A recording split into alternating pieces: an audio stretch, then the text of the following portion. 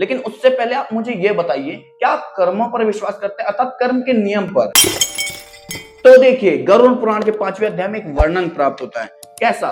कि जब भगवान नारायण गरुड़ से कहते हैं, हे गरुड़, पापी प्राणी नरक के दुखों को भोग करके इस मनुष्य लोक में आकर के अपने किए कर्मों के आधार पर, अर्थात जो उन्होंने कर्म किए, शुभ अशुभ कर्मों को भोगने के लिए ही मनुष्य का जन्म पाते।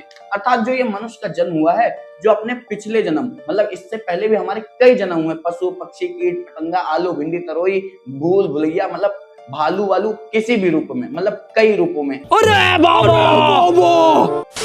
हमारा जन्म इससे पूर्व में हो चुका है। तो ये जो मनुष्य का जन्म मिला है, वो हमारे शुभ और अशुभ दोनों ही कर्मों को भोगने के लिए। अब देखो, कर्मों का नियम भगवान नारायण कैसे समझाते हैं। सर्वभूत प्राणी कर्म के पास से बंधे हुए माया के द्वारा भ्रमण करते रहते हैं, कभी भूमि पर तो कभी नरक में जाते हैं। अन्य दान ना देने वाला दारिद्री होते, दारिद्री बन जाने से पाप करते, उस पाप के प्रभाव से वह नरक में जाते हैं, फिर नरक से आकर के दारिद्री बनकर पाप करते हैं। हे गरुड़, अपने किए हुए शुभ अशुभ कर्म अवश्य ही भोगने पड़ते हैं, अनेक कल्प बीत जाते हैं, फिर बिना भोगे कर्मों का विनाश नहीं होता है।